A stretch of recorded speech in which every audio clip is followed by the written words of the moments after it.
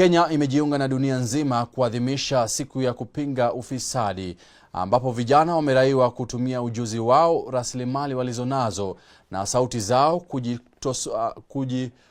kujitosa kikamilifu katika vita dhidi ya ufisadi. Kulingana na ripoti ambayo Tume ya Maadili na Kupambana na Ufisadi humu nchini EACC ilizindua Jumatatu wiki hii, kati ya vijana 16 walikiri kuwa wanaweza kujihusisha na ufisadi.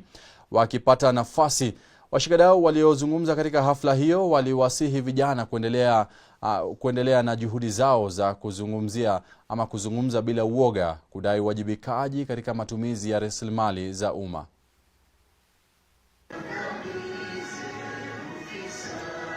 Hafla ya kuadhimisha siku ya kupinga ufisadi duniani mwaka 2025 iliandaliwa Jumanne hii Disemba 9 katika jumba la KICC Nairobi, ambapo washikadau wote katika sekta hiyo walijumuika kuangazia hatua ambazo Kenya imepiga kukabili janga hilo. Ujumbe mkuu wa hafla hiyo ulikuwa kujumuisha vijana katika kupambana na ufisadi, ambao uliotawala hotuba za wote waliozungumza. Takwimu kulingana na ripoti ya Tume ya Maadili na Kupambana na Ufisadi EACC zinaonyesha kuwa kati ya vijana 10, 6 walikiri kuwa wanaweza kujihusisha na ufisadi wakipata nafasi. Afisa mkuu mtendaji wa tume hiyo ya EACC, Abdi Mahmoud, aliwarai vijana kutumia idadi yao kubwa na sauti yao kusaidia tume hiyo kupinga ufisadi nchini, akisikitikia takwimu zilizotolewa na ripoti yao.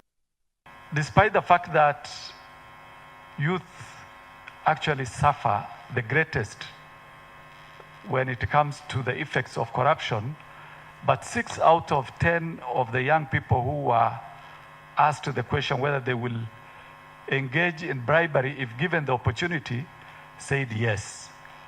That is not a very encouraging statement. Mwenyekiti wa tume hiyo, Askofu David Oginde, alisema vijana wana jukumu kubwa katika vita hivyo, na akawataka watumie ujuzi wao hasa wa kidijitali kudai uwajibikaji katika matumizi ya rasilimali za nchi. My call to us today as young people, we have a critical responsibility because our nation is blessed with youthful, bold, energetic, creative population.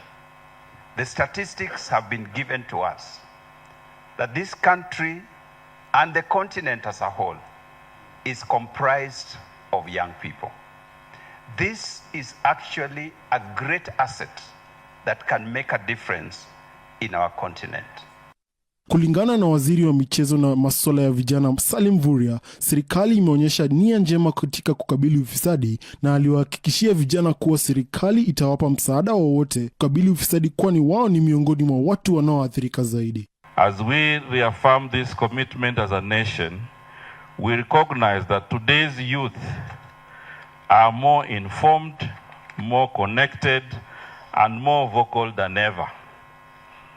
They are using technology and digital platforms to ask for accountability, and they envision a better Kenya. Young people represent the energy, creativity, and future of our country.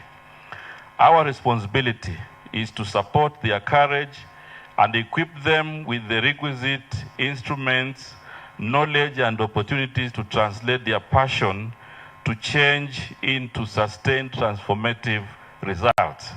Katibu anayesimamia masuala ya haki na masuala ya kisheria, Judith Pareno, alisema kuwa serikali inapania kuleta marekebisho katika sheria za kukabili ufisadi, ikiwemo kuhakikisha kesi za ufisadi zinamalizika chini ya miezi 6.